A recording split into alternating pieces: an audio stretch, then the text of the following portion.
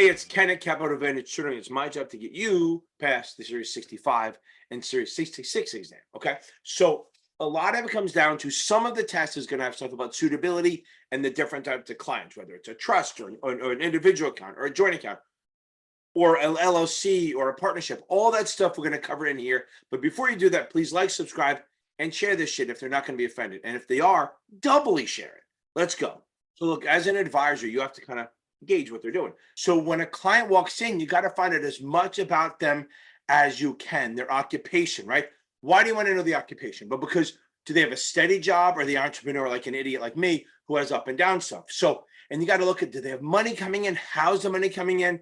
So let's say I bring in 60 grand a month, but my bills are 18. I'm fine, right? So that's great. 18 grand a month, 60 grand a month.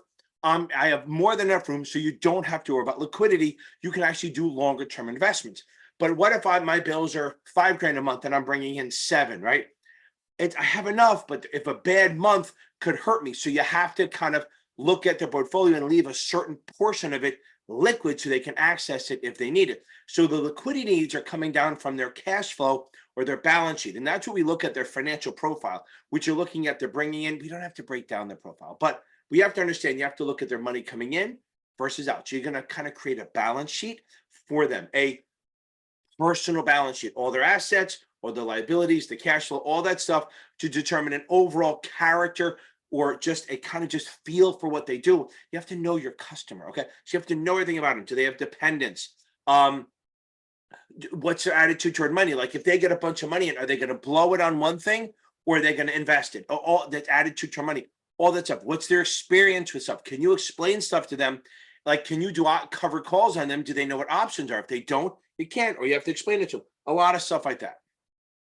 When you're trying to figure out the stuff for your client, right? So you have to kind of look at like their financial stuff and their non-financial stuff, and that could be testable. Their expenditures, what they spend, their debt, what their tax status is, where they get money from, the family balance sheet. Remember, balance sheet, that the balance sheet is the assets and the liabilities, not income or anything like that. And the kind of debt they have, credit cards, stuff like that. Any kind of long term, like a mortgage, auto loan, stuff like that, insurance, 401ks, all that stuff. That's all considered financial stuff that you have to look at. The other part of it is non-financial. The stuff that's not about money. It's always about the money. I want to look at the non-money stuff. You know, we say it's not about the money, but it's always about the money. Their age, their marital status, what kind of experience they have.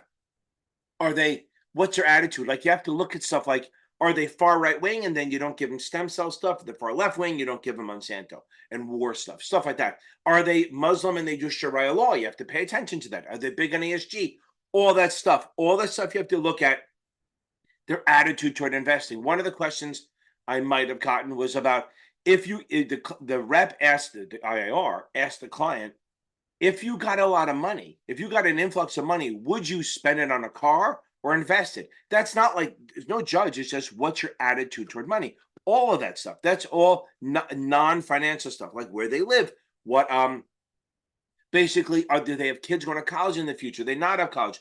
What are their healthcare needs? Are they healthy? Are they not? Do they have health insurance? All that stuff. It's all that stuff. You're packaging financial and non-financial factors into how you look at your client.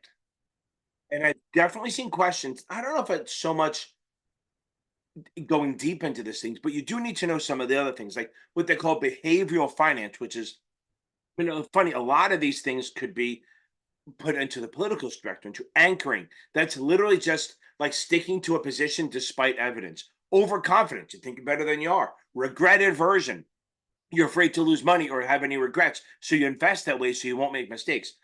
Confirmation bias, that's basically where you're only going to listen to or read things that confirm the way you think. Herd behavior, that's literally just jumping in with everyone else, buying when it goes up and then selling when everyone leaves, stuff like that.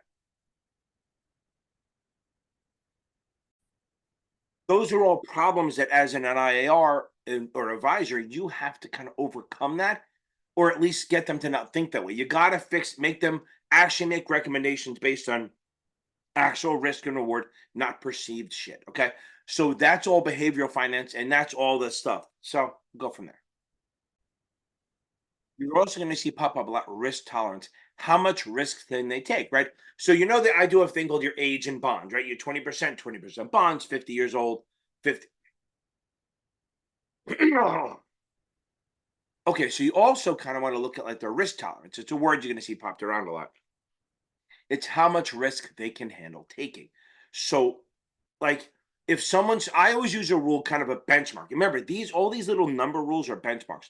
I always do their age and bonds, right? So if they're 20 years old, maybe 20% bonds, 50 years old, maybe 50% bonds, 80% bonds, 90% bonds. It's not a hard rule, but it's a guideline, okay? And then you adjust it. If they're aggressive, you go less bonds. If they're more conservative, maybe you up it with bonds. That's what you're doing. You're figuring out their risk tolerance. But you have to understand that if they're 20, even if they're very conservative, there's got to be equity, because as much as they don't see it, you have to address inflation. And really, equity is the best inflation fighting tool there is. And then we have gold, which is another one. But equity is still the better one. That's the most common. It's liquid and all that. And it's the best one. So if they're younger, you got to give them some equity, more equity than you.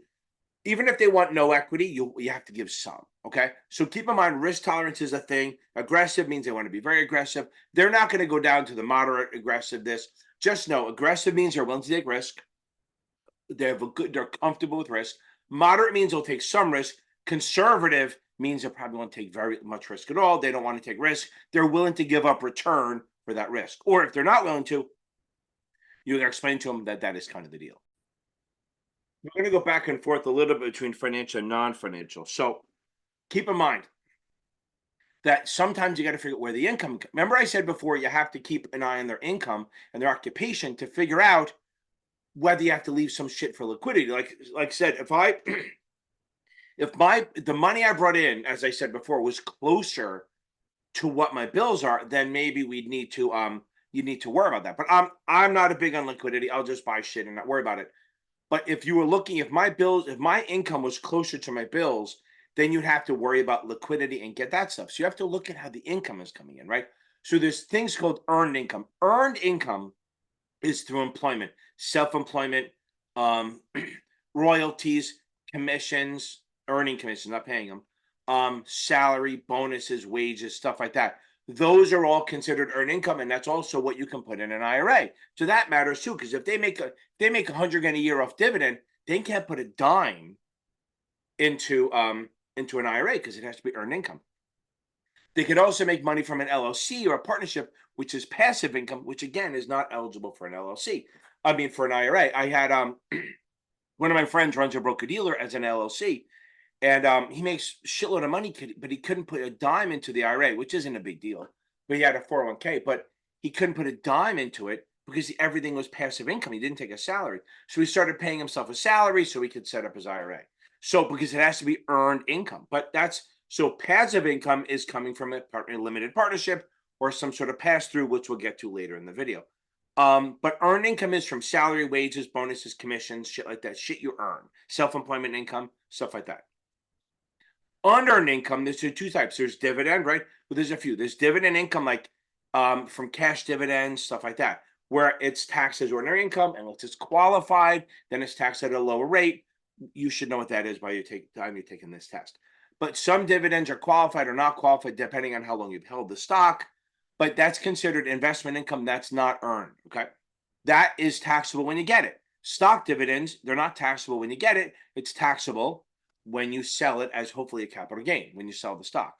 Then there's interest income from bonds. Now, that's taxed differently, right? So we have, always remember, there's only two things that get any sort of break. So corporations are taxed on every level. Treasuries are taxed federal, but not state. And munis are taxed state, but not federal, and maybe not even state, right? So it depends if you buy it in your own state. So keep that in mind. There's only two things that don't pay tax on every level: munis, GOs and revenues, and treasuries, bills, notes, bonds, tips, strips. Those, so always think entities tax themselves, right? So if you buy a treasury from the federal government, you pay federal taxes, not state. And if you buy a muni in your own state, you pay none. But if you buy a muni in general, you pay state, but not federal. That's why I say entities tax themselves. When choosing investments, you want to know about the tax part. So you want to know how stuff's going to get taxed. Okay. That's a big thing. You want to know how stuff is going to get taxed. So like munis, tax-free if it's in your own state. Corporates, like I said, are taxed on every level. If you put it in an IRA, they don't pay tax till later. All these things factor in. You have to think about them all the time. It's not the driving force, but it is a major issue. So like one thing you have to remember, you don't put munis in an IRA because you don't put a tax-free thing in a tax-free thing. You can put annuities in there, but there's no advantage. You don't get an extra benefit. You absolutely can put annuities in an IRA or retirement account, but there's no real reason to. Stuff like that. Remember, mutual funds, remember this. Everything about a mutual fund is taxable. When you get a distribution, even if you reinvest, taxable. If you sell from one fund into another, if you go for, even in the same family where they don't charge a sales charge, staying in Fidelity and go from large cap to mid cap, you're selling the large cap to buy into the mid cap. So if you sell the large cap for more than you paid for it, if your proceeds are higher than your cost basis, you owe taxes. A lot of this you should know. I'm just reminding you. Remember, everything about a mutual fund is taxable. And for the most part, you should know this, but for the most part, munis are not taxable, the interest.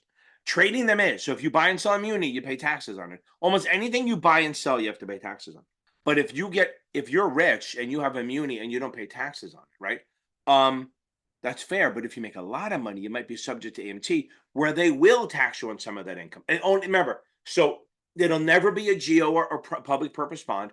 But revenue bonds, okay, revenue bonds might be subject to AMT. So if someone is subject to AMT, you probably don't want to give them an AMT bond because then they have to pay taxes on it. So if someone is subject to AMT, alternative minimum tax, you would put them in GOs or public purpose, not revenues, because there's a chance it's taxable, which you don't want. Okay, so let's say you want to give me a gift. Thank you very much. Well, there's some max. Remember, you can give me as much as you want. Feel free to give me as much as you want at any time.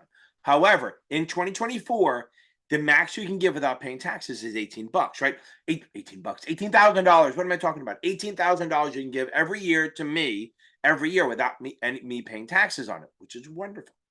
It's going to change every year, so do your own fucking research if it's not 2024. Okay, now if I give more, if you give, I'm not giving that money to you. If you give me more than 18 grand, you will owe taxes on it. However, there is a lifetime exclusion. So there's a lifetime gift of 13.5 million. So you can give away up to 13.5 million and not pay taxes over your lifetime. But if you give me, say, 30 grand this year, hint, I'll tell you my address if you need it. The extra 12 you would have to pay taxes on unless you apply it toward your lifetime gift limit.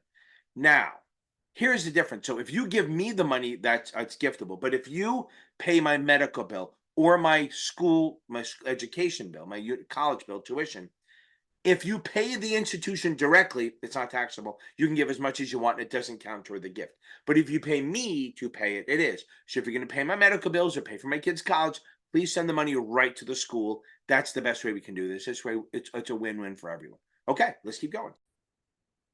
Let's go a little deeper on this. So let's say I buy stock. I give you stock. I'm not giving you anything. You give me stock. You give me stock that you bought. You bought it at 20. It's trading at 30, and you give it to me as a gift. Okay. I'm going to get it as a cost basis of 20. So if I sell it at 32, so again, you bought it at 20. It's now you gave it to me when it's trading at 30, and I sell it at 32 because I'm an ingrate. I'm going to pay taxes on everything from 20 up, your cost basis plus your holding period, meaning that if you bought it 3 months ago and I sold it right away, that is going to be a short-term gain. If, however, you held it for more than a year, then it's a long-term capital gain for me. But again, my cost basis is your cost basis. So mi casa, you casa. My cost basis is your cost basis, okay? Or your cost basis is mine, whatever we're going to do it. That's for gifts. However, if it is the best part about this camera gets blurry, which I mean, I get much better looking when I'm blurry. And hopefully you can lose some weight here. If you buy stock at 20 and boom, you get hit by a bus and you die and you leave it to me because you're a nice person, it's in the will, you leave that to me, I get it at the price when you died. So again, same thing. You bought it at 20, 3 months later, you're trading at 30, you get hit by a bus. Those electric ones, you can't even hear them anymore. And now you leave it to me. I'm going to get it at 30. So if I sell it at 32, I'm going to pay tax on $2 because my cost basis, what they call a stepped up cost basis, is 30. So you buy it at 20, you die when it's at 30, I get it at 30, and then I pay taxes on the $2 if I sell it at 32. That's awesome. That's called the stepped up cost basis. Most of the time, that's what you need to know, not the math. So gift, you get the original cost basis and holding period. Death, it automatically becomes long-term. I didn't bring that up. Automatically becomes a long-term gain, even if you bought it yesterday and they get hit by the bus. and it says what they call a stepped up cost basis. But remember this is on the exam, maybe. Annuities do not have a stepped up cost basis. So if you buy an annuity, usually it's non-qualified because a qualified doesn't matter. Non-qualified annuity, if you put in 20 grand and it's 100 and then you die, your family gets the 100, but they pay tax on everything from 20 up. Just remember, annuities do not have a stepped up cost basis.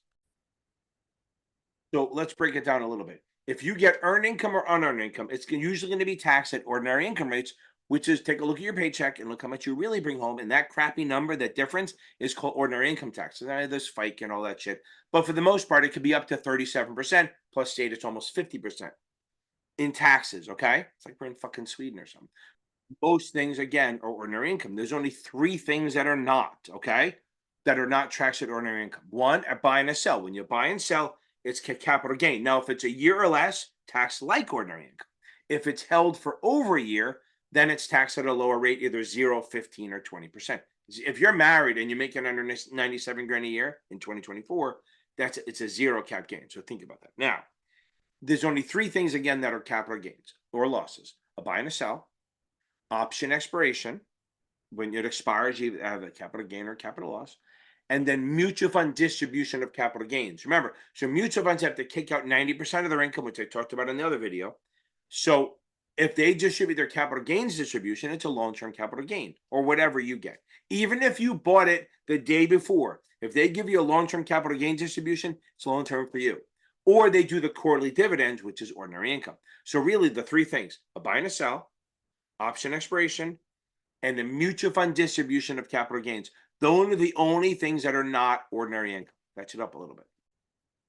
Now, when we're still looking at the client, we're still being able, we got the income covered. Now let's look at the assets and the personal balance sheet. Look, what's an asset? Their house or real estate, automobiles, jewelry, clothing, furniture, annuities, 401k plans, pension plans, IRAs, savings accounts, corporate bonds, stocks, mutual funds, CDs, and checking. Those are all like assets, okay? Government bonds, any kind. Look, make it easy. Any kind of real estate they own, or house, cars they own, or trucks or automobiles, planes, trains, automobiles. Any kind of personal stuff, jewelry, clothing, any kind of bonds or stocks or securities, plus retirement plans, savings accounts. Those are all considered assets, okay?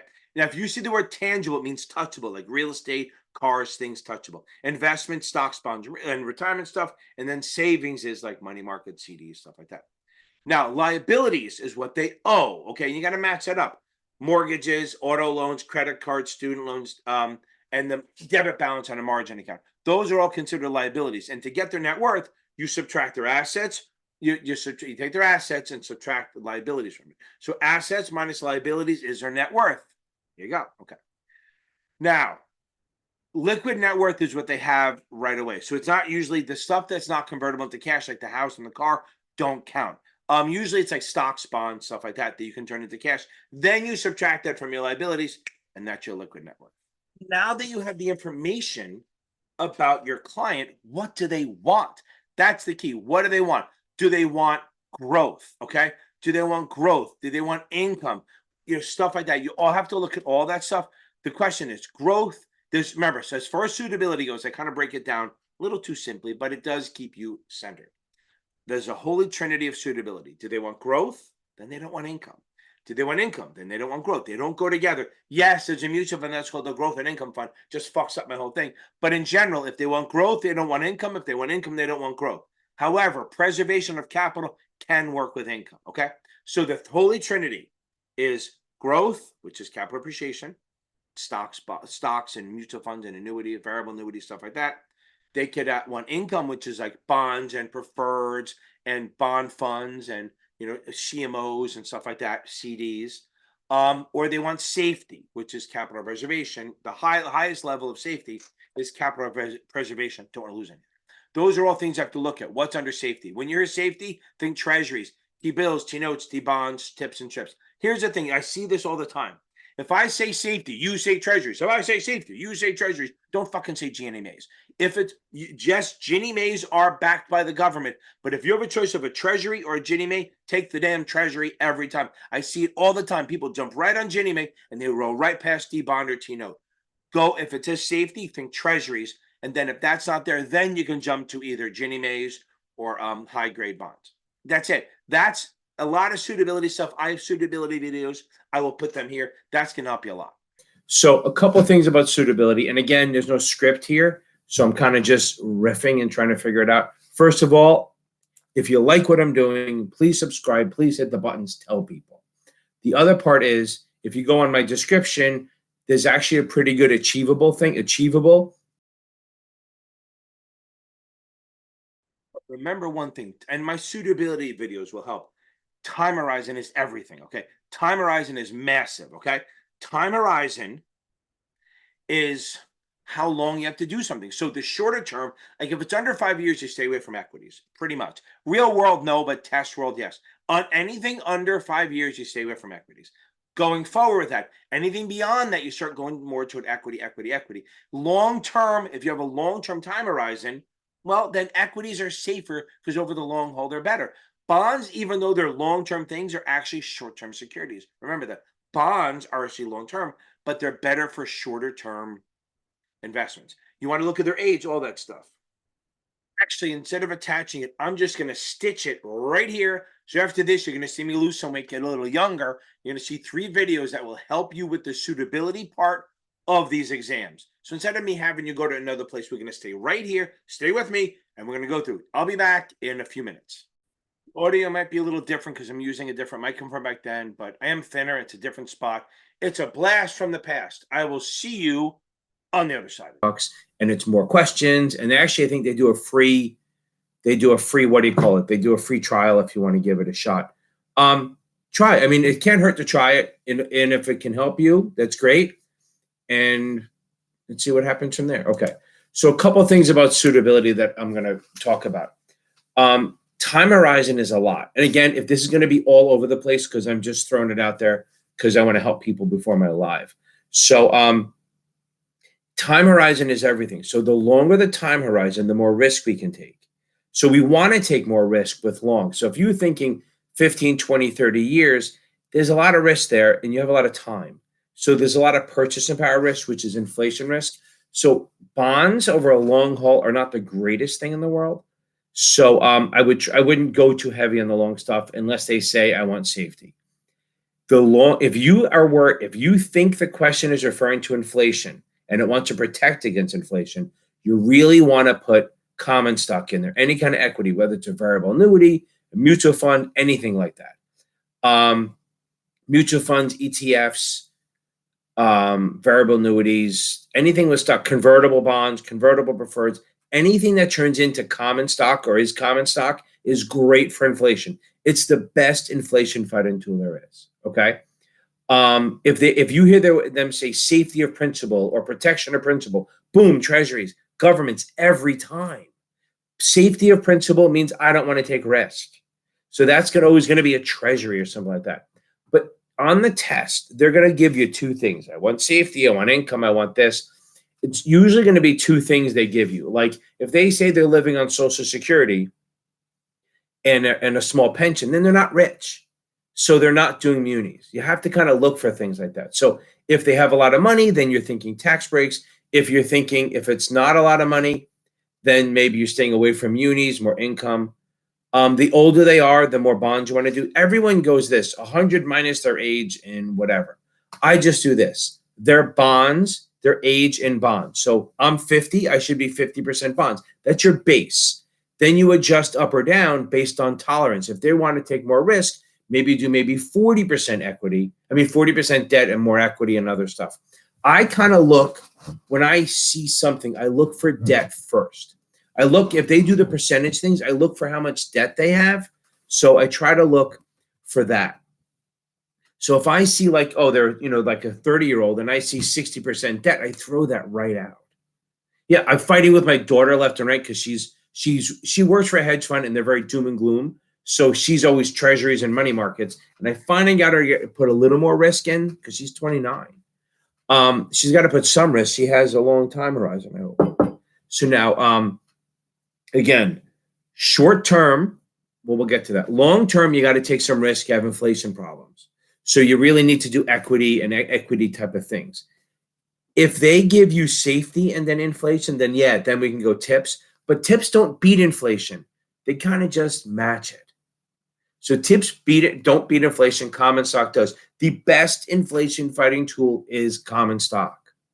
Okay, again, safety principle, bonds. The older I get, the more bonds I do, the more fixed income. Maybe munis if they have a lot of money. So I say this, and it's probably politically incorrect. Rich people buy munis, poor people buy corporates.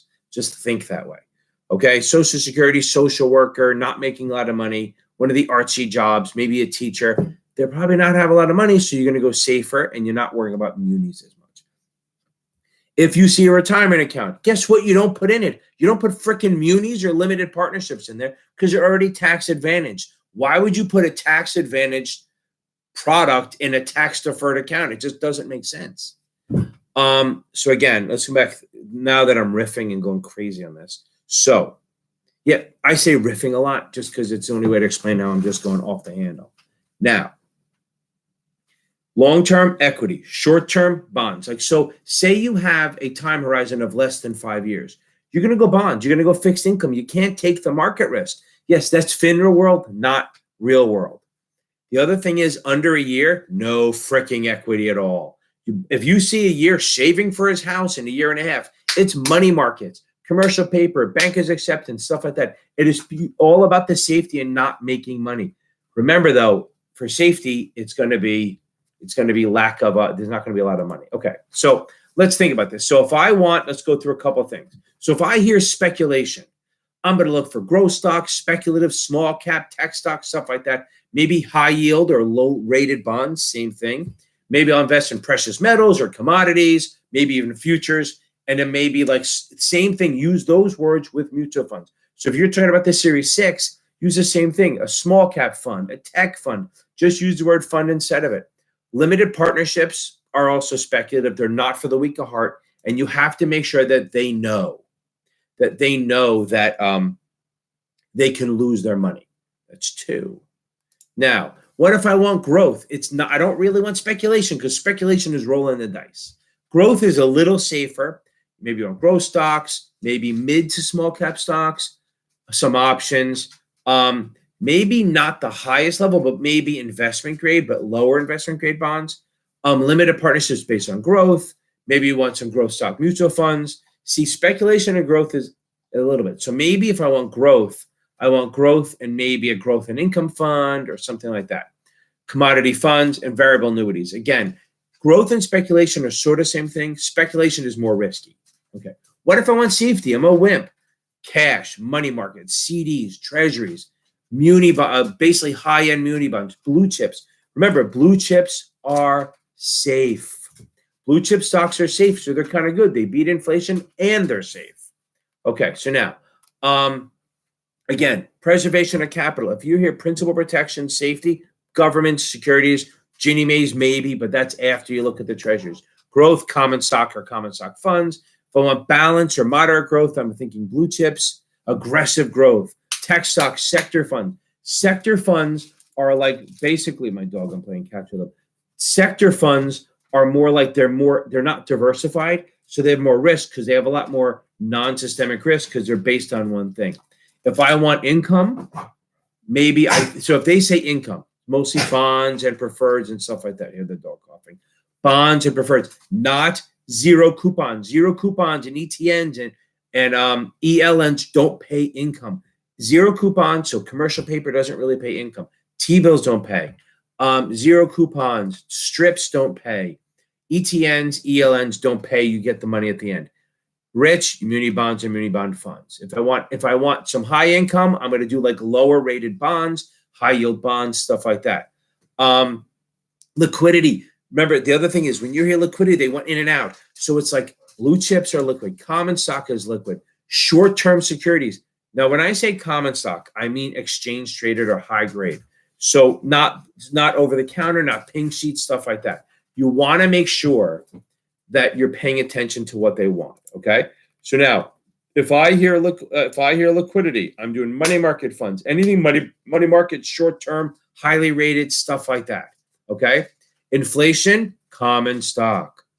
Limited partnerships, real estate, annuities are not liquid. Remember that. Limited partnerships, DPPs, real estate, and annuities are not liquid. Munis are not even really that liquid. That's why they say, should you short a muni? Well, you can, but you shouldn't because you can't get out of it.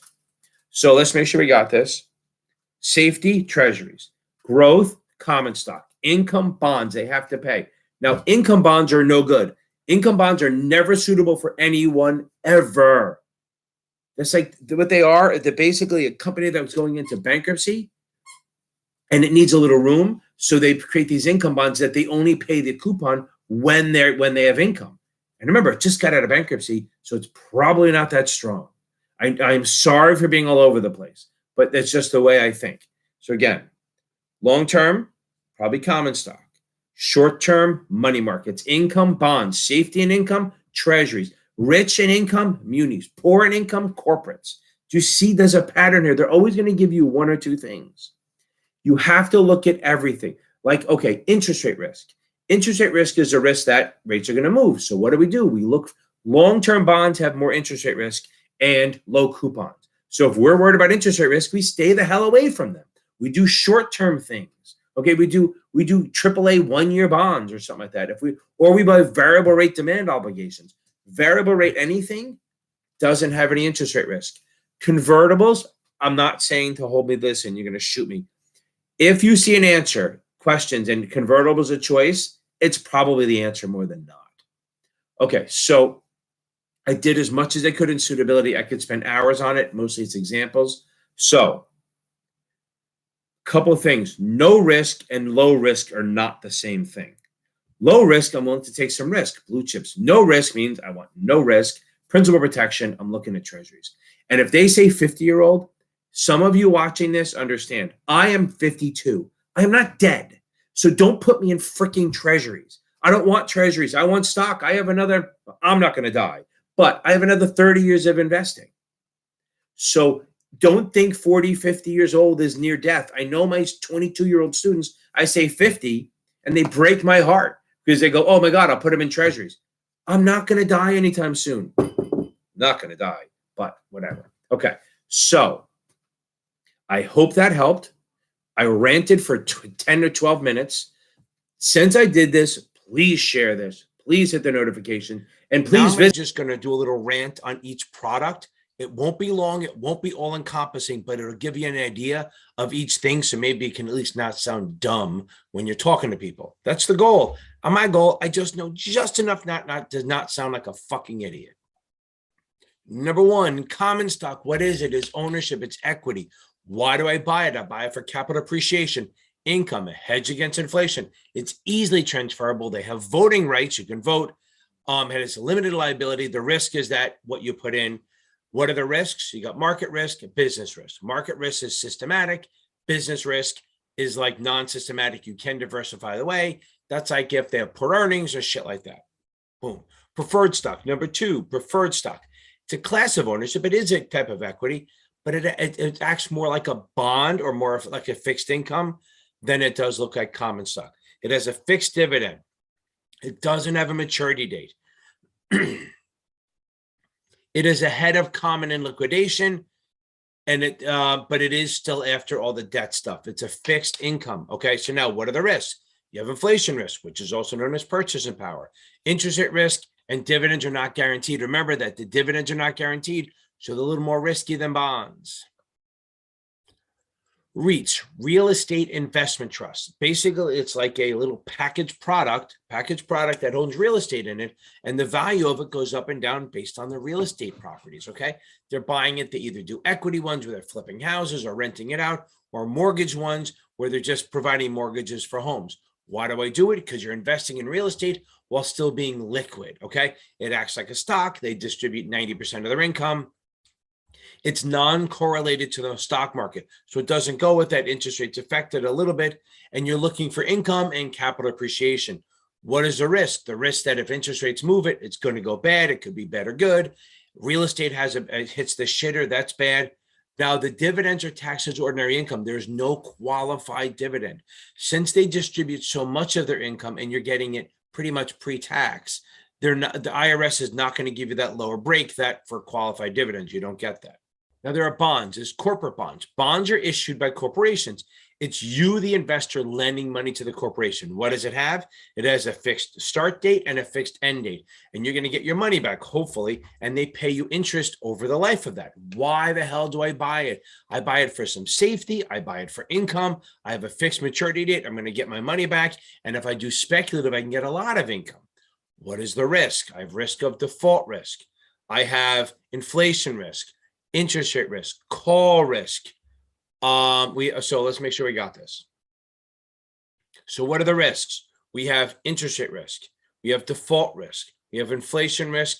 We have call risk. And if it's paying over time, like every 6 months, we have reinvestment risk. Okay, let's say we have a lot of money, rich people, we're going to buy munis. It's the same kind of thing where you're lending money to a municipality, a city, or a state. The advantage is that you're buying it probably for income that is tax-free on the federal level, at least, and maybe the state and local. Remember, I'm not covering everything. I'm doing a really quick rundown of this stuff. So you're looking for income. You're looking for tax-free income. So rich people buy munis, poor people buy corporates, okay? It's usually federally tax-free, and it's pretty safe, but they're not as safe as treasuries. What is a risk? Same as corporates with one extra one. We have default or credit risk. We have interest rate risk. We have inflation risk. We have reinvestment risk. We have call risk. But add in legislative risk. What's legislative risk? Legislative risk is that if they change the tax code, all of a sudden munis don't look that good anymore. Okay, government debt. Okay, so the main three ones: bills, notes, bonds, tips, and strips. Those are the ones, okay? T-bill, remember, the big thing about governments, what do we know? Safety, safety, safety, safety. There's no default risk as far as we care. So T-bills are short-term, 1 year or less. They're issued at a discount. They don't pay a coupon. T-notes and T-bonds, T-notes are 2 to 10 years. They pay over, 2 to 10 years. They pay a coupon every 6 months. You're getting income. T-bonds up to 30 years. Again, coupon every 6 months. You're getting income with safety. Tips, Treasury inflation protection securities. Those you get a coupon every 6 months, but the par value or the amount of money you're getting every 6 months will adjust based on inflation, which is CPI. Then we have strips. Long-term zero coupons. Those are basically, you buy it at a deep discount. Is that you buy it at 600 and then in 10, 15 years, it grows to 1,000. Okay, why am I buying these things? Okay, well, strips, not so much, but you're buying it for income. You're buying it for safety, liquidity. You have a fixed maturity date. The term bonds, you're getting regular income, and the tips fight against inflation. Strips, they have no reinvestment risk. You buy them for target-based investing. What are we worried about? Lots of inflation risk because it's so safe. The coupon's very low. We have interest rate risk. We have and lower rates exchange for safety. We're giving up the return in exchange for safety. Agencies, Ginnie Mae, Fannie Mae, Freddie Mac, all that stuff. You're buying it for monthly income. Okay, they're either the Ginnie Mae's are actually backed by the government. They're an agency. The GSEs, Fannie Mae, Freddie Mac, even Sallie Mae. Those are not actually directly backed by the government, but they're implicitly backed, as you found in 2009. They did pay it. I hope I'm not going too fast. If I am, slow my shit down. Why do you buy these things? For monthly income, maybe a little higher coupon than the treasuries will give you because they're not as safe, but you're looking for monthly income. What do you have? You have inflation risk, you have interest rate risk, and you have prepayment risk. Prepayment risk is that the people who laid out the mortgages will pay off their mortgage earlier and you get your money back sooner. The other one is extension risk, that if rates go up and people don't refinance, you're stuck in this lower paying one. Okay, I sort of talked about it before. A zero coupon, it's a long-term zero coupon. Long-term, I guess it could be short-term too if it's a T-bill, but you're buying it at a discount, okay? So a zero coupon, you buy it at like 800, and at the maturity, you get 1,000. You make that $200. So it's not, there's no income there, but it's called target-based investing. You know what you're going to get at the end, hopefully. That's why you buy it. Maybe retirement, college, stuff like that. What do we have? Unless it's a treasury, you have credit risk. Much more volatile. Remember, the long-term low coupon, right? Longer-term bonds move the most, and then low coupon. You can't get much lower than zero, okay? They're very volatile, okay? Now, the other thing is you have to, with all zero coupons, you have to accrete it every year, which means you might be paying taxes on that accreted income, known as phantom income, and you're not getting paid till the end. Money markets, short-term securities, 1 year or less. Basically, I'd say 95% of them are issued at a discount, just like a zero coupon, but very short term. you know, you got T-bills, CDs, commercial paper, banker's acceptance, repos, stuff like that. Very low rates, but you're kind of parking your money. You're not looking for a return. You're getting safety, liquidity, very little interest rate risk, very little inflation risk because it's so short term. What are the risks? Low return. They basically have the money that you're getting back may move a little bit. Most of it's going to be low return. DPPs, they're limited partnerships, which pass through the income. They have a flow through, a conduit, not a conduit, a flow through of income and losses. Now it sounds crazy to say losses, but that what they really mean are like write-offs, deductions, stuff like that. So you're buying it to make money, but you're also getting deductions, which would lower your income tax. Why do you buy these? For professional management, for tax savings, and you have a limited liability. So the limited partners in this can only lose what they put in, but they want to make money. All the income passes through. Remember that. So if you and I are partners in a partnership and it makes 10 grand, you get 5 grand, I get 5 grand. Then we get like write-offs that we can use to lower what we pay taxes on. That's why we buy that. So before you invest and put somebody in there, you probably should make sure that they can handle the risk and they can benefit from the tax breaks and the tax write-offs. Okay. What's the problem? They're not freaking liquid. They have a lot of liquidity risk. The passive losses that you get can only be used against passive gains. So now like in capital, when you're trading capital losses, you can use some of it against your ordinary income. Not here. If you lose money on a limited partnership, you can only use it on other passive gains, which is limited partnership and direct investment in real estate. If you make money that way, you can use it. Other than that, it sits there and waits until you have some sort of gain. Okay. You have legislative risk. They may change the laws. And the big one's liquidity. That's the big one. Variable annuities. Variable annuities in general are non-qualified plans where you put money in, it grows tax deferred. Okay. You put money in, after tax, it grows tax deferred. You don't pay any taxes on it. And at the end, you can either annuitize it where you get paid for life, or you can take out a lump sum. But it is non-qualified. So if you do put in 20 grand and it grows to 100 and you take it out, you're going to owe taxes on the 80. Even if you annuitize, which means paid for life, you're going to owe taxes on that. So it's a retirement plan. It grows tax deferred. So why do I buy variable annuities? You do it for tax deferred earnings and growth. You get a guaranteed death benefit. Okay. You get payments for life at whether it's small or a lot, but you get paid forever until you die. And if it's a variable annuity, as opposed to a fixed annuity, you can choose what level of risk you want to expect your payments. And you can put as much money as you want or as little as you want since it's non-qualified. What's the problem? Okay. When you get the money, it's always taxed as ordinary income. There's no capital gains rate. You're going to pay the highest rate. There are a lot of costs. The thing with annuities they're really good for the rep, not as good for the investor.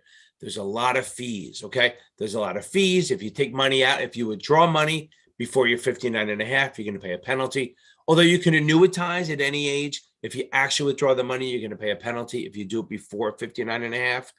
And if you try to get out of it early before, not withdraw, but cancel it, you might have to pay surrender fees, stuff like that. So you don't really put people in annuities if they need the money right away. If somebody has a liquidity issue, annuities are not the choice. So they have open-end management companies and closed-end. Open-end is basically, it's a packaged product where they buy securities. It's open-end. I have whole videos on this. I'm just giving you the general gist of it. Why do we buy these? We buy them for diversification. You're owning a package of products without having to buy 50 shares of each thing. You buy this and you own hundreds of shares. You're buying it for professional management. Okay. You're buying it. You're paying some rich person who lives in Greenwich to manage your portfolio. You're probably paying them too much. You're hoping they have talent. Okay. It's convenient. It's easy to get in and out. They're liquid. Okay. And you don't really have to put a lot of money in. I mean, you can put $100 in and you're fine. Where's the risk? Market risk. For equity funds is market risk. If it's a bond fund, it's interest rate risk. There's a lot of fees and expenses, ongoing, stuff like that. Open end, we're still in the open end. The open end one, because they issue new shares every day. People buying and selling shares, it changes. Unlike a closed end fund where it issues one time, okay, it issues one time, trades during the day, unlike an open end fund where you buy it at NAV plus a sales charge. End of the day, you should know this by now. So you buy a closed-end fund, they issue a set number of shares, seal the top. And if you want to buy shares of this, you have to buy it from someone else. Again, why do you buy it? Diversification, professional management, convenience, and liquidity. Sounds the same. What are the risks? Market risk for equity funds, interest rate for bond funds, and you have some fees and stuff like that. Okay, that was a super duper fast rundown of all the different products. I didn't do options because we have whole things on that. And welcome back. How'd I look? I look much better. I look a lot older now. 3-4 years ago. Now, and remember, any of the numbers they give probably have changed, but it's all about the theory. Okay, couple of things. Social Security, one of the retirement things. This is going to show up. So Social Security is what happens, that little shit that you pay, 6% of your income every up to like 168 grand, you pay every year. You don't pay 168, you pay 6% of your income up to that income, and then anything after that, you don't pay.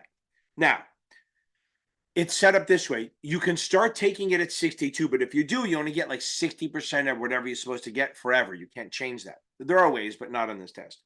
You can start taking Medicare at 65. That's the free healthcare. Well, free healthcare, the universal healthcare. Full retirement is 67, depending on how old you are. For most of you, it's going to be 67 to 68. And then you'll get your full amount, 3 grand, 4 grand, whatever it is. If you can wait till you're 70 and start collecting, you'll actually get a bonus on top of that and get more. However, if you take it early, so if you start it between 62 and you take it when you're 62, you can still work, but they penalize you. For every dollar you earn, they will reduce your benefit by 50%, by 50 cents. So they're penalizing you. But if you make it to full retirement and then you start collecting and then you start working, no penalties. Remember, every year that you get closer to waiting for the full retirement, you're going to get a bigger percentage. It's not like if you start at 62 and then you get 60%, and then at 64 and 65, you're getting more. No, you're always going to get 60% of what you should have gotten at that age, because they do up it, right? As you get older, inflation, they kind of up what you're getting. It's not a lot, but like with the inflation from 2022, everyone got a big bonus in those Social Security checks, whatever they call it, cost of living, COLA, whatever it is. Now, cost of living adjustment. So again, you can start at 62. If you're hurt or disabled, you can do it earlier. But normal retirement is 62. That's not the full. That's going to get a percentage. And if you work, they penalize you. If you wait till you're 67, you get full. You can work all you want, no penalty. If you wait till 70 or so, you get a bonus on top of what you would have gotten. So they're trying to get you to wait till 70. But then if you're full time, you can work all you want, no penalty. Okay, hope that helps with Social Security a little bit. Now that you know the suitability and you dealt with this, how was it? Hope it wasn't too bad. The taxes, suitability, all the risk matrix, all that shit in there. Hopefully that'll help you a little bit, put you over the top. Now let's see what kind of clients we bring in. First, we have an individual. That's easy. An individual account. We're going to open the account. They either have a cash account, which means they pay full for everything, or they have a margin account, which means they're going to use margin, borrow money. Remember, broker dealers can broker dealers can lend to customer under Reg T with margin. So if you have an individual account, it's either cash, you pay 100% for everything, or margin where you pay others, where you can put down 50%. Another part of it is you can get power of attorney, right? So on the broker dealer side, power of attorney allows you to do trades. On the broker dealer side, both really, they let you do any trade that's suitable. And if it's full power of attorney, they'll let you move the money. So back up. Power of attorney, you can do any suitable trade. That's also called discretion. If it's regular one, then you can just do trades, any suitable trade. If it's full power of attorney, then you can actually pay bills and move money for the benefit of the client. That would be considered custody. We're not going into that. If it's a broker dealer, you need that permission ahead of time. If it's an IA, you can get up to 10 days of oral. I'm not going to touch that, Michael. Don't say anything. 10 days of oral before you get and then after the 10th day, you have to get it in writing or it ends. But all power of attorney ends at death. Power of attorney never goes past death, ever. On top of that, I'm just hitting that. On top of that, we also have what they call durable. So if you have power of attorney, it ends at death, or if you're incapacitated, like coma, dementia, shit like that. However, if you have durable power of attorney, it still ends at death, but will still carry forward through dementia, coma, stuff like that. You have to physically pick that. There's another one that's called springing power of attorney. I almost had a brain thing. Springing power of attorney. Springing power of attorney means that it doesn't go into effect until an event happens, like a coma, like dementia, like Alzheimer's, incapacitation. So they have no control over your account until you get incapacitated or coma, whatever it is, hitting in the head. Whereas in Grey's Anatomy, they say gorked. Okay. So that would be, I can't believe I just admitted I watched that show. So that springing power of attorney goes into effect when you get dementia, incapacitated, stuff like that.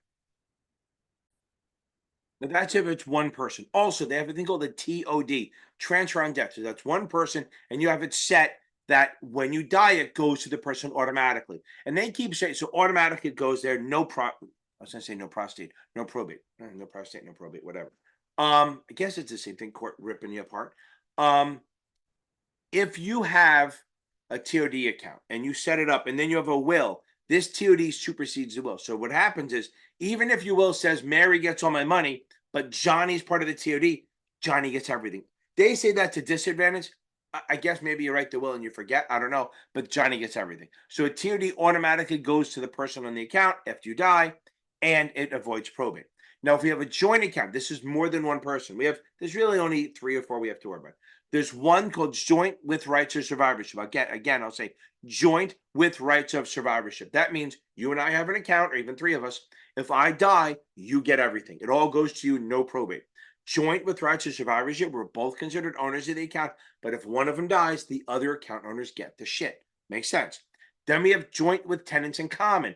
Joint tenants in common, you and I have an account, we still have control of it, full of it, but when we die, my percentage goes to my estate, my heirs, my children, my family, and it goes through probate.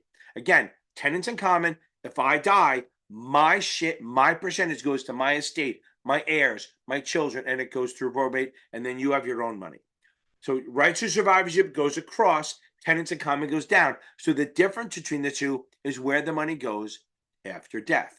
Now we have 2 others. Tenants in entirety is for married couples only, which is you set up an account and all the properties in there, usually you can buy it for a house, and you have to be married. Both people have to be okay with selling it, whatever it is. So if you want to sell something in that tenants in entirety, both people have to be okay with it. And also, if you get sued, say I get sued because I did something stupid, and I have a tenant in entirety account with my wife, like say my house is, they can't go after the house unless both people are named on the credit thing. So there's some sort of protection there.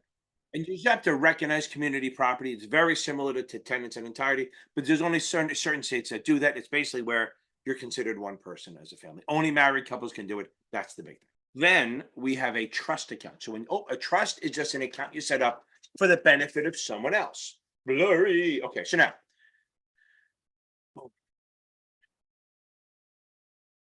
set up a trust. You need three people. Okay, could all be the same person, but 3 different roles. First, you have the grantor who sets it up, and they're going to put the corpus, the stuff, in the trust, whether it's money, property, whatever it is. Then they're going to grab a trustee. A trustee is a person whose job it is to prudently, under the UPIA, prudently manage the trust according to the trust documents and for the benefit of the beneficiary. So we need 3 people: the grantor, the trustee who manages it, and the beneficiary who gets it. You can have more than one beneficiary, and in reality, you can be all 3 people. You can be the grantor, the trustee, and the beneficiary. You can't be the corpus. You got to put the corpus stuff in there. So you need 4 things: the grantor, the corpus, the stuff to put in, the trustee, and the beneficiary. They always have to manage it for the beneficiaries, not their children, not their heirs, not their beneficiaries, and according to the trust documents. If you want to open an account, you will usually need a certificate of incumbency saying that the trustee is allowed to open the account, plus all the trust documents. It's going to be taxed as a corporation. Remember that. So it's taxed as a separate entity. Most of the time, if it's irrevocable, it's going to be taxed as a separate entity. If it's revocable, the grantor has to deal with that shit. Now, if you have more than one beneficiary, the UPIA Uniform Prudent Investor Act rules say that you must manage a trust for all the beneficiaries, not the squeaky wheel, not the oldest, not the youngest, not the poorest, all of them in general. So that's a trust. So now let's go through the different types. So we have a irrevocable. Irrevocable means that once it's set up, it cannot be changed. So it leaves the estate. So if I'm the grantor and I set up an irrevocable trust, usually Upman Ugmas are irrevocable. They're not trusts, but it's the same sort of thing. You put the money in, it cannot be changed. The trustee manages it for the beneficiary. It's not part of your assess. Now, there's also a thing called a bypass trust. A bypass trust, basically it sets, see, I'm married, I am, and I set up a bypass trust. My money, when I die, my money will sort of go to my kids, but it actually set aside to pay for my wife. It's for my wife until she dies, then it goes to the children. So the bypass sort of bypasses my wife a little way. I set it up. It's as long as my wife is alive or my spouse is alive, it'll pay for her. It's for her. And then when she dies, the remainder goes to the children or whoever is the beneficiaries. Then we have revocable trust. A revocable trust is one where the grantor actually still has control of it. I can cancel, terminate it, all that. So that basically it's, if I don't have to worry about paying taxes on it now, it'll still be the trust to pay taxes. But when I die, it's part of my estate. So irrevocable, it's a separate entity. So when I die, it doesn't matter. Irrevocable, it's part of my estate. Remember, I'm not a lawyer. You don't have to be a lawyer. These are just basic things. A simple trust is a trust that can be set up, but all of the money generated has to be distributed by the end of the year. So if you put $1 million in there and it earns 800 grand, 80,000, the 80,000 has to be distributed. The million can stay. So a simple trust has to be put in there. Okay. And it has to be kicked out by the end of the year, actually once a year. A complex can go farther than that. Okay. A complex can actually let it build up. You can actually let it stay for longer. Okay. If you want to do a charity, you would do a complex trust, not a simple trust. Like if you wanted to donate to charities, it has to be a complex trust, not a simple. Simple, money has to be kicked out every year. All the income, not all the corpus, the income it generates. Complex can hold it over years and they don't have to distribute it. They can also do charitable donations. An inter vivos trust is a living trust. It's for people while they're alive. They are going to be revocable. So when I die, my assets go back into my estate. Okay. A testamentary trust. That's what they say, last will and testament. A testamentary trust is created when someone dies. It's created in the will, and it says where all the money is supposed to go. That's why when you see last will and testament, they're talking about that. A testamentary trust is created when the person dies, and all the assets go through probate. But basically, the testamentary trust tells the money where it's supposed to go. Charitable trust, you set it up for charities. The big one is your donor advised trust. I did a video on that, and I've done a couple of videos. I don't think I did it on charitable trust, but it's basically you set it up to donate to charity. So a donor advised fund is you put the money in and you get the immediate deduction now for charity, and then you can choose where the money goes to, but you cannot put it in your own charity. You can't create a Ken Fin charitable and then have it go there. It cannot be a charity that I run. Now, HSA accounts. An HSA is like when you have a high deductible plan, which means $2,000 or less, more or whatever deductible on an health insurance plan. You can put money aside pre-tax for paying your medical bills during the year. Now, here's the thing. The FSA is the same thing, but at the end of the year, you have to fucking use it. Okay. Now, an HSA, you can roll it. Okay. So the FSA you have to use by the end of the year. The HSA, you can roll it year to year to year, and you can invest it in stuff like that. Okay. Now, it grows tax-free, and you can roll it to the next year, use it then. If you don't use it by the time you're 65, you can start withdrawing it for anything you want. If you take it out before there is a penalty. I have a number, but I don't want it to change, so it'll be bad. So you will pay a penalty if you take the money out for not medical benefits. Okay. But if you use it for medical, it's tax-free. You can invest it, and it's gonna grow. You can roll it to the next year constantly. You can end up having a lot of money in there. And once you turn 65, you can take the money out for any reason you want and just pay taxes. Okay. Retirement accounts. Okay. So if you just want to hang out in the house and do nothing all day, or maybe even just get back to nature, or my favorite, and just get on a beach and never freaking see snow ever again. I just want to read about the snow. I don't want to live in it. I've been there too long. So I'm going to keep this background for a little bit because it just makes me feel good and makes me want to go somewhere and do this. So retirement accounts, right? So you're working. You want to make sure that when you get older, you have something to live on. And that's what I tell everyone. Everyone who's young is 21, 22, dump the freaking money. I mean, even if you just do a basic 10% return, which is about average, even a little less, if you start at 21, 22, dumping $5 or $6 grand into an IRA, or Roth IRA, even better, which I have videos on, imagine, you understand, if you put $5 grand into an account when you're 21, if you never touch it again, but you leave it invested in the market and it earns around 10% a year, that's about the average for a while. Head's crooked again, always is. Must be my head is crooked. that will be hundreds. I mean, $400,000, $500,000, $600,000 by the time you're 70. I know that 70 seems a long time, but imagine dropping $6,000 into an account right now at 21, 22, and then investing it and then leaving it there. Imagine a Roth. You wouldn't pay any taxes on it either without doing another thing, not contributing, not doing it again. You're talking 5, 6, 700,000 for doing nothing. We're just being smart now. Okay. So let's get into the whole retirement thing. So qualified retirement accounts are, again, geez, it's like I am just a crooked man. Oh, let me go. There's qualified and non-qualified. So qualified retirement accounts are covered by ERISA. They have their corporate retirement plans. We're talking about 401ks, SEP IRAs, KIOs, pension plans, 403b, profit sharing, simple plans, and ESOPs. Okay, so those are all qualified plans, which means they're covered. They're corporate plans, pretty much, and the ERISA, Employee Retirement Income Security Act, rules against them, for them, not against them. And they are, again, by a corporation, and there's a lot of rules there to protect the employees. So prior to the ERISA coming out in the 70s, basically there were no rules. So all of the retirement accounts were held in-house. And then if the firm was in trouble, all of a sudden there was no money for you. You're expecting a nice little pension, and they go, well, here's your gold watch, and have fun and try to live off tuna fish and cat food for their children. So ERISA writes the rules for retirement, for these retirement qualified plans, but the IRS and the Department of Labor enforce. So they make sure that you're doing the right thing, you put enough money aside, and all that stuff. So let's get into it a little bit. Okay, so if it's ERISA qualified, that means it's sponsored by a corporation. There's certain things it can't do. It can't discriminate, which means if you give it to one employee full time, I have to look to see if the 21. It used to be 21. I think it's changing, but not testable. So you have to, if you give it to one person, you have to give it to you have to at least offer it to everyone that works for you. Okay, you don't have to do a retirement plans, but if you do a qualified plan, because as an employer you get certain deductions for doing this. If you set up a qualified plan, you can't discriminate. So anyone who's full time or at least works 1,000 hours a year and over 21. The age thing will come back on. I'll figure out at some point, but it'll be on the video, so it's stuck. But as of right now, there's probably not going to be heavily testable. The big thing is you cannot discriminate.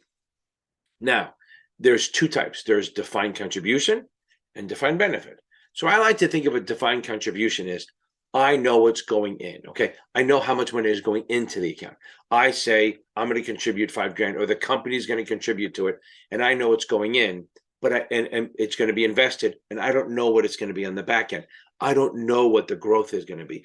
Like I said, you put in $5,000 when you're 21. It could be 5, 6, 7, 800,000 when you're older. We don't know, but you're defining what you're contributing. You don't know what the back end is. Okay, that's a defined contribution. In a way, 401k, SEPs, KIOs, 403bs, profit sharing, simples, ESOPs are all defined contribution. You know it's going in. A defined benefit is you know what you're getting. So my wife's grandfather, he worked for Kohler, and he worked there for 30 years. And then when he retired, they said, okay, here's your paycheck. Okay, we're going to pay you this every month until you die. So he didn't know what they were putting in for them, but he knew when he retired, he would go out. Okay, when he retired, he would get paid for life. They're defining what he's getting. Better example, my buddy is an iron worker. He's been there 12 years now. He was on the stock exchange with me, and we all had 401ks and stuff like that. But what happens, they tell him, okay, every year that you work for the ironworking union, every year that you work, when you retire, we will pay you $200 a month. So after 20 years, they'll pay you $4,000 a month for the rest of his life. He does not care what they're putting in for him now. It's not defined by him. He doesn't care. The benefit is defined. The back end, what he gets on the way out, that's what's defined. Okay. Oh, that breeze feels good. The breeze feels good. Okay. Now, I like when I do the wrong side because it's all mirrored. So that's defined contribution. You know what's going in. You don't know what's coming out. Defined benefit. You don't know what's going in, but you do know what it's going to be when you leave. I'm going to do a lot less videos on this because I do want to put it in the podcast. And check that out. Blue Collar Finance on a podcast. Hey, Google, play the last episode of Blue Collar Finance. We'll see what happens. Because sometimes if you have Hey Google, it'll start playing the podcast. I have a lot of Series 7 stuff. See, my phone did it. I have a lot of Series 7 stuff, and I have some SIE stuff. Look at that. It's starting to play. Okay, so a couple more things about qualified stuff. Okay, I went on the defined contribution, defined benefit. Now remember, qualified plans, the money goes in pre-tax, which means you do not pay tax on, again, crooked, right?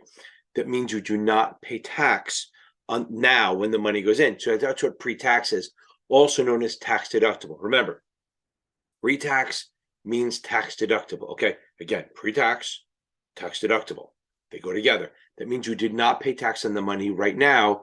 You're going to pay later. So remember, if it goes in pre-tax, it's going to grow tax deferred. So if you put in the $5,000, it's going to grow and you don't pay any taxes on it until you withdraw it. Okay. So, and then when you do pay tax, when you take it out, you'll pay tax on everything. Okay. So qualified plans, the money goes in pre-tax, you pay no tax on it. It grows tax deferred. And then when you take it out, you pay tax on everything, every penny, because it's never been taxed. But the goal is that you're retired maybe and you're at a lower tax bracket, so it works out. Okay, there's other ways around it, Roths and all that, and we have videos for that. But again, put the money in, pre-tax, it grows tax deferred, and then when you take it out, you pay 100% tax on it. Well, you pay tax on 100% of it, I should say, at your ordinary income rate. Remember something. All retirement accounts are taxed when you take the money out. It's taxed at your ordinary income rate, which is your income tax rate. Like if you guys are young and you have no kids or anything, you're probably paying 30, 25, 30, 40% of your paycheck to taxes. That's what you're going to be doing. But the goal is hopefully you're 65, your income is lower. You can get, maybe you get some tax breaks or whatever it is, and maybe you don't have to pay as much taxes, so it works out. Now, there are other rules too, which the IRS gets involved. The earliest you can take the money out is 59 and a half. You can take it out earlier, you're just going to pay a penalty. And you have to start taking it out by the time you're 72/73, depending what year it is, okay? I don't know that the FINRA has, in the early 22, say the first quarter of 2022, assume that it's still at the age of 72. After that, you can probably think 73 is what they call RBD, the required beginning date, or the RMD, same thing, required minimum distribution. They're kind of the same thing. The RBD is when you have to start doing it, which is April 1st of the year after you turn 72 or 73. I'm going to say 72 the rest of the video. Just know that if they upped it, it's 73. So maybe I'll dub it in 73 one day if I learn how to do that. So again, when you put money in, the earliest you can take it out without a penalty is 59 and a half. When you must start taking it out is when you are 72 or 73. Okay. And that's called RBD is the day you have to do it. RMD is how much you have to take out. You have to withdraw enough that they're going to come up with a number that all of it will be distributed by the time you're supposed to die. Okay. So if you have 100 grand in there and they think you're 72, going to live to 82, I'm not even going to make it that far. You'll have to take out 10 grand a year. Okay.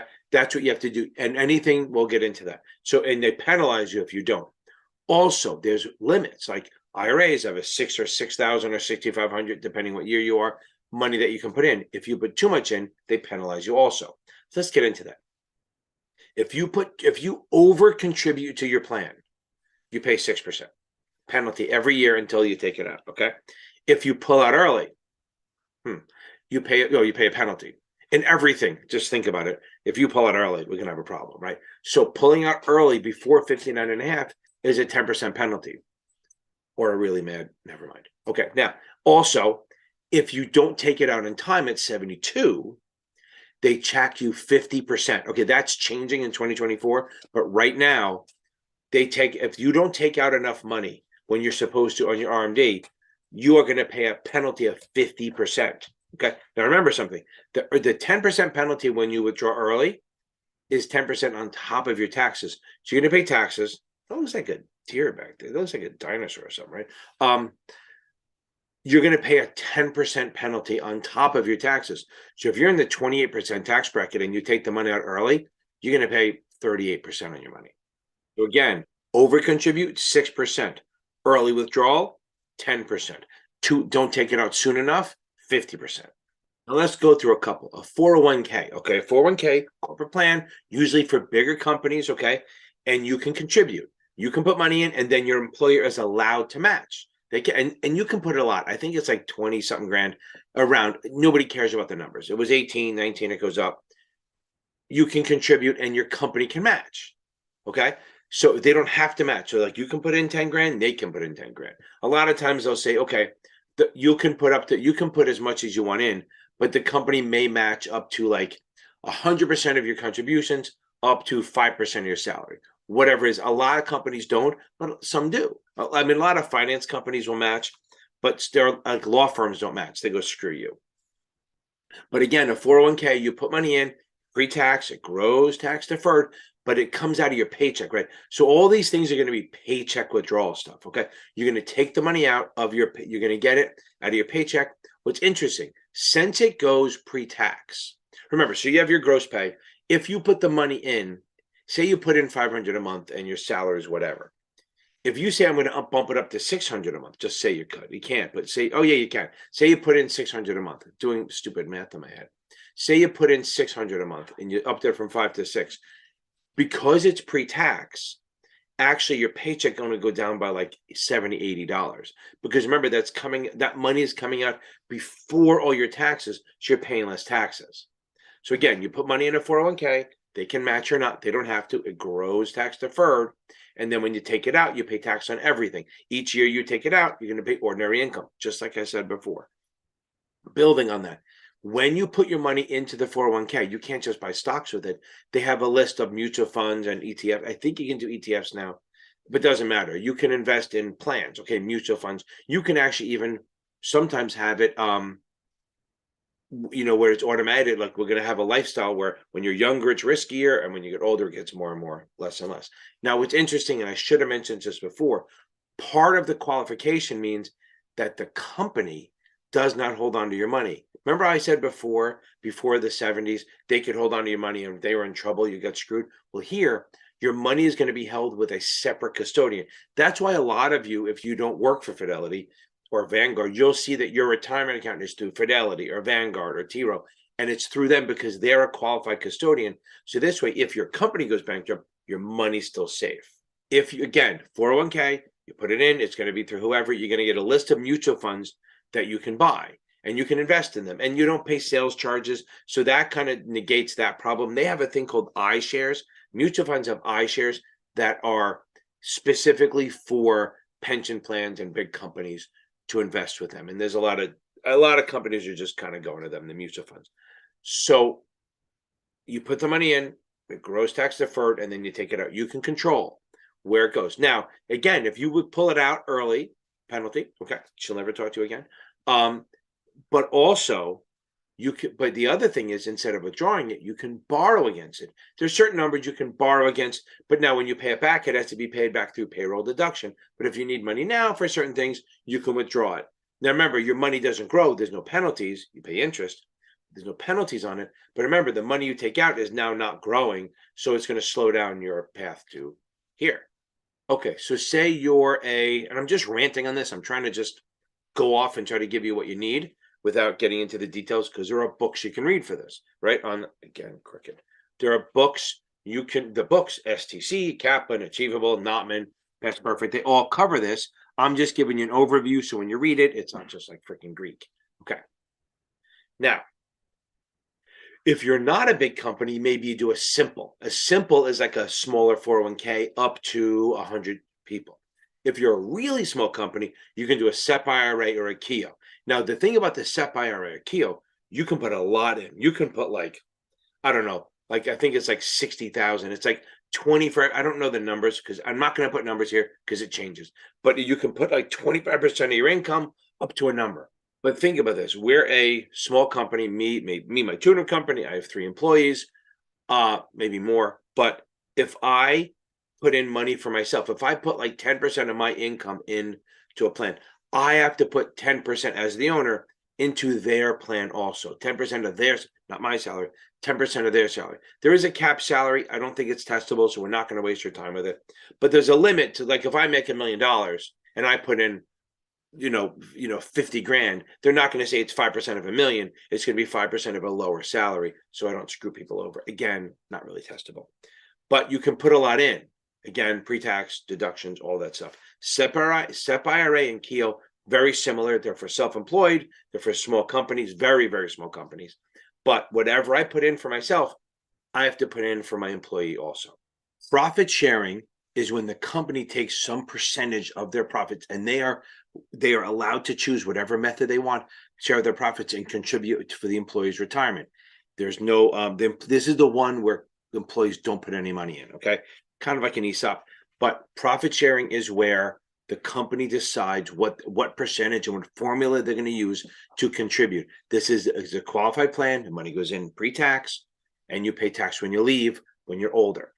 Again, the employees do not put anything in for this. Then we have an ESOP plan, but that's an employee stock ownership where they set up a trust, and basically the trust buys shares of the company and gives it to the employees. Again, so two things: profit sharing and ESOP did not cost the employees any money. They just get it. Okay. Then we have a 403B. That's for nonprofits and teachers. It's qualified. Usually they sometimes call it a tax qualified annuity, stuff like that. Now let's jump into the non-qualified. Okay. Non-qualified means it's not sponsored by a corporation. Okay. So it's not covered under ERISA. Qualified is covered under ERISA. A corporation sponsors it, sets it up, all that stuff. Non-qualified is not. So like I'm going to start with a variable annuity. I'm not going to talk about it. I have a video here I'm going to put up right here. That's the variable annuity video. Go watch that and you're going to be good. Jumping on, let's keep moving. Now, a deferred comp. I put it in the non-qualified side, but it can be in both. Okay, they can set it up. There's a lot of rules that they can set up and do whatever they want. Deferred comp, they can again set it up as qualifying or non-qualifying. But either way, the money gets taken out of the employee's paycheck and put in for a later date. Okay, if it's non-qualified, here's the problem. So you take the paycheck, some of your pay, you defer it to later. They can take it out later. Usually it's deferred to retirement, but I've seen somewhere, and it worked, where they do the old deferred comp. They take a portion of your bonus and hide it for 3 years, and then you get it back then. It's got golden handcuffs, right? So if you, like when I was at one firm, if anyone got over a bonus over 100 grand, a third of it went into this plan. I don't know if it's exactly the same, but it's the idea. And you didn't get it for 3 years. So if you left, you lost it. And that's what happens with deferred comp. They can set it up where you can get it, or they set it up where if you leave early, you don't get it. If you leave before retirement, you lose that money. So there's two choices. They can have it, and if you leave early, you don't get it. Or if you leave, you get a lump sum, which means you have to pay taxes on that, which sucks. Okay, but again, you're getting a check. It's better than never getting it. So that's the thing with deferred comp and non-qualified plan. It's held at the company. So the company, if the company goes bankrupt, you lose your money. It's subject to the creditors. If you leave early, you may lose it. So the example I always talk about is I had one of my students, and trust me, he's fine. He has 3 freaking houses in Miami. This isn't Miami, but I'm going to say it is. And what happened was in the 80s, he put a deferred comp, non-qualified plan. He's putting money in the 80s. And right around 2006, he had about, I think he said $6.4 million in the account. Again, crooked shit. My ear must be lower than the other one. Who knows? He had $6.4 million in his account. It was at Lehman. Lost every penny. He actually was in court until 2021, trying to, I guess it was end of 2020. The court said, no, it's their creditors. They lost all of it. He lost everything. Yes, he's fine. He has, like I said, he has a lot of money, but he did lose $6 million because when that money is, and that reminded me, and it made me a good story for this, right? So that money is held by the company. And he even said if they had just sent it to Fidelity, it would have been fine. But it didn't. It went right. It was at Lehman. They went bankrupt. He lost all his money. Let's talk about, I can throw out a Roth versus IRA. We'll put that up here. I talk about that. I have another video. I'm put it up here. We have a 457 plan. That's for government or nonprofits. And the good thing, and that's a non-qualified plan. They don't have to follow ERISA. You can actually take your money out early out of a 457. So let's make a high level recap. Okay. Qualified, sponsored by ERISA. You can't discriminate, all that stuff. It goes in pre-tax. It grows tax deferred. You pay taxes on everything when you take it out at ordinary income.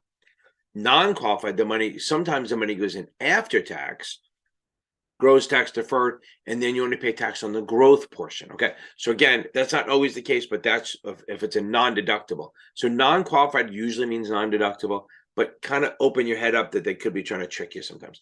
Qualified pre-tax, you pay tax on everything when you take it out. Non-qualified plans like the annuity, which I have the video that I showed, you put it in after tax, it grows tax deferred, and then you take it out after 59 and a half totally, and you only pay tax on the growth portion. Now, also non-qualified plans, when the money comes out, it comes out what they call LIFO, which is last in, first out. So if I put in 20 grand here and it grows to 100 and I start taking the money out, I start at the 100 and work my way back. So the first 80 I take out will be considered income and I pay tax on that at ordinary income. And if it's in the last 20 will be return of principal, I don't pay taxes on it. Now, before we leave IRA world, we have to talk about one thing. Let's say I have an IRA and I get hit by a bus. I'm dead, pushing up daisies, whatever it is, I'm dead, X's in my eyes. Okay. Here's what happens. Somebody's going to inherit my massive $8 IRA. So who's going to get that? Well, if it's my wife, she can roll it into an IRA and do whatever she wants. It's called a rollover. She can roll it into an IRA and then treat it as if it's her own. Boom. If it's not my wife, or let's say someone more than 10 years younger than me, but let's say they're not going to go there. If it's not my wife, it's my kid and they inherit it. It's called an inherited. It has to be called this, titled inherited IRA. It has to be an inherited IRA and it has to be withdrawn over the next 10 years. So the rule says by the end of 10 years. The IRS says over 10 years. Big difference, because by means I can take it all out in 10 years. Over 10 years means I have to take it out a little bit every year. The only exception to this is if they're under 18, then they don't. And then once they turn 18, then they have to take it out over the next 10 years. So an inherited IRA, again, spouse, do whatever they want. Okay. Spouse, do whatever they want. They can roll it into their own IRA or roll it into an IRA or take it out if they want. Now, if they're younger, they would maybe do a Roth because it's time for that free. Because remember, if they put into a Roth, they owe taxes on it. Okay. Right then on the whole fucking thing. But if they're in their 50s or so and they roll it into a regular IRA, they don't pay taxes until they withdraw it, and then they withdraw it at their own pace. I think that is the way to think about this. So I die, my spouse gets it, does whatever she wants. Non-spouse, kids, whatever, they have to take it out over 10 years, and it's called an inherited IRA. No penalty, even if they're under 659 and a half. Good. Okay, I went through that. Ken, you fucking forgot something. What? You forgot to talk about the 404. 404 requirements are this way, and this will be on the 65 and 66, maybe not the 7. So 404 requirements say that if it's a guideline, if you're the fiduciary or the sponsor of this pension plan or retirement plans, you can be sued for bad performance unless you do these 3 things. 1, give them at least 3 different choices to invest at different diversified plans at different risk levels. 2, give them the ability to change their shit at least quarterly to make changes in their elections, and education on investing and diversification and stuff like that. If you do those, if you do those 3 things, then you don't have to worry about them suing your ass. Okay, that up. See, you gotta fill it in. Pick up your game, Ken. Also, remember, any numbers I mentioned will change every year, so do your own goddamn research on the goddamn numbers. Now it's time to talk about the little business clients. Now, they don't always put it in as they're a client, but you need to understand the different stuff. Okay, so the first part is a sole proprietorship. I always have a tough time saying it, but it is what it is. It's a sole proprietorship. A sole proprietorship is when I first started my business, I was a sole prop. That's what I call them. I'm going to call it sole prop the rest, but it's a sole proprietorship. It's a single person. I actually can have employees, but I own it myself. There's no paperwork. It doesn't cost me any money. It's super easy, but there's no protection. I'm literally just going, hey, I'm creating something and I'm going to use my regular tax return, my 1040, maybe a Schedule C, but I'm going to do an actual return. It just allows me to take deductions, but there's no protection at all. And yes, this is the one time when technically a broker-dealer or an IA can be an individual. If they register as a sole prop, as an IA or a broker-dealer registers as a sole prop, then technically the individual could be a broker-dealer IA, probably not testable, but it could be. Now, the next thing and remember, the reason you do sole prop, it's fucking free and it's easy. Okay, cheap and easy. Well, like my first girlfriend. No, not really. Okay, now Partnerships. There's a partnership. There's two types: a general partnership and a limited partnership. Okay, so partnership has to have at least what? How many people? Why, yes, at least two. Because if it's an individual, it can't be a partnership. Remember that, because they may say, "Oh, Johnny opened a sole prop and he wants to be able to sell it to someone later. Do you do a partnership?" No, because Johnny is fucking alone. Okay, now, so partnerships is a limited partnership. It set it up. It passed through. What does that mean, Ken? A pass through means all the gains and the losses pass through, which means if you make 10 grand, all the partners split it, and then any of the losses they pass through. That doesn't mean they pay it. They get to write off the losses. Losses are really write-offs or deductions. So if they make 10 grand and there's 5 partners, each get 2 grand, and say it costs 1,000 to do that, to maybe the losses or write-offs are 1,000, each partner will get a deduction for 200 to go against what they pay in taxes, which is awesome. So that's what partnerships do. They pass through. Now remember, partnerships end when the partners die. Okay, so it doesn't go forever. But there's two types. If you see the word partnership, they're talking about a general partnership, and that means it's all general partners. They can all be involved in running it, but there's not limited liability. They can get nailed personally. Okay, so a general partnership is just a bunch of general partners, like maybe a law firm, where they're all liable, but they can all run the company. As opposed to a limited partnership has to have one limited partner, one general partner. I'm not going to go into the little details because that's a Series 7 thing. One limited one partner, one general partner. The limited partner drops cash. He's a silent partner. He or she is a silent partner, cannot be involved in running the company, but they can vote the guy out if he sucks. Okay. The general partner runs it, one each. Limited partner put the money in, GP runs it. Now, a couple of people make the mistake. The GP has to have at least 1% ownership. So they have to have skin in the game. They have to have some sort of skin in the game to do this. So again, limited partners just drop cash. They have limited risk. General partners they have to put some cash in, but they run it and they have personal liability. That's a partnership. Okay. Now, a family limited partnership is literally just a family. It's basically so they can run a business. Okay. It can't be just because they want to do it. They own a business or they own an apartment building and they want to keep it in the partnership. They can do that. Okay. That's how they create that. Again, just know that a family limited partnership is pretty good. Okay. They have to have a family limited partnership has to have a legitimate business purpose. So, running drugs is not the way to go. Little money laundering is not the way to go. Marty is no good. Okay. From Ozarks. And it has to have a profit motive. So the point is, it's not just, hey, we're going to run a building and not make money on it. We have to run a business and it's for money, for profit, or at least a profit motive. Okay. Corporations, there's two types. There's S Corp and C Corp. Now, remember, so all LLCs, we didn't talk about LLCs yet. Let me do that before I let me do that. Okay. So there's LLCs, S Corps, and C Corps. An LLC is very cheap and easy to set up. It costs me like $100. You can have one person or 100, have many as you want. They are all involved. It passes through. So again, LLC are members. Okay. So an LLC is either a single LLC or multiple members. Okay. Now, each one of them can be involved in running the company and they have limited liability up to what they put in, which is awesome. Okay. Blurry. Okay. So now I'm moving too much for my camera. Woo. Okay.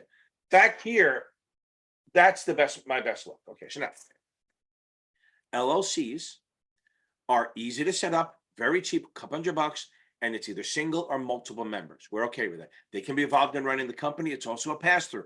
All the gains get passed through, all the losses get passed through. So anything that's a pass-through entity, which is the partnerships and the LLC and an S Corp, we haven't talked about yet, the actual corporation does not pay taxes. Remember, the actual corporation doesn't pay taxes. The individuals do. So it passes through. So if they're supposed to pass through everything, so they don't pay taxes. Good. LLC, easy. It goes forever, continuity of life. It'll last for a long time, as long as there's people and members on it, and it passes through and there's limited liability. Let's jump to the S Corp. An S Corp, max of 100 shareholders. Remember that. It's a max of 100 shareholders. They all have to be U.S. resident individuals. If you have a foreigner or a corporation, it can be an S Corp, but it has to be taxed like a C Corp, which we'll get to. So S Corps have 100 members, 100 shareholders. A husband and wife can be one. Okay. They pass through the gains and losses like the other ones, but a max of 100 shareholders. And again, that means the S Corp does not pay taxes. Now, if they have a foreigner or keep those foreigners out. If they have a foreigner or a corporation, they cannot be taxed as an S corp. They now have to be taxed as a C corp. A C corp is a taxable entity, which means the actual corporation pays the taxes. Okay, so a C corp, the actual corporation pays taxes. So if you have a C corp, basically every company you've ever heard of is a C corp. They have unlimited shareholders. They have as much. So you have unlimited shareholders. They can. That's the best way to raise a lot of money. However, now they have shareholders who can vote and stuff, but they don't run the company. Then they have the members. They have the two-tier system. We have the officers and directors that run it. Now, here's the other part. Since the corporation pays taxes, they pay taxes on the income they earn. And then if they pay a dividend, you pay taxes on that income too. Fucking IRS, double taxing your ass. So you're paying taxes on money that's already been taxed. And remember, that money's been taxed when they got it the first time. So it's like 400 times taxed. So they keep taxing until they get it all. Now, so C corp earns money, they pay taxes at the corporate rate. Then they pay a dividend. If they do, then you pay taxes on that. So it's double taxed. That's why people don't like them. But the thing is, they are the best way to raise a lot of money. If you're going to go public, you're going to have to do a C corp because it's the only one that works. Maybe a master limited partnership, but not this test. So again, sole prop, by myself, unlimited. LLC, easy to set up, limited liability. Partnership depends. Limited partnership. Some people have limited, some people have unlimited. If you see the word partnership, it means a general partnership, means everyone has liability. S corp is 100 shareholders, limited liability. C corp, unlimited shareholders, limited liability, but they're double taxed. Hope that helps. That's a lot of the investor advisory comps. We have one more thing to do. I shouldn't have stopped. Now, let's talk about it. Cash account means you pay for everything up front. Boom. You're not leveraging. If you use a margin account, you are leveraging. Remember, because you're buying stock, you're putting down half and you're only paying for half of it. So you're leveraging your money so you can buy twice as much stuff. That is called leveraging. That's the only way a broker dealer can lend you money. Okay. But the problem is, remember this, you have to warn them. You have to give them a disclosure doc and all that. You have to warn them that if they're as much as their gains are increased because of leverage, so are their risks. Remember that. Always remember, an agent or a registered rep or an IAR has to give some sort of disclosures and let people know there are risks. Okay. So if you let them do margin, you have to say, listen, I know that your gains are magnified, but so are your losses. Okay. That's investment advisory clients. I hope I did a good job. Hope the the little stitching didn't hurt you, but let's get on it. That should be all the videos. Now I can add on to other tests. Yo, have a good night. And don't forget to check me out every Tuesday and Thursday night on where? Yes, the Tube of You, 8:30 p.m. The original.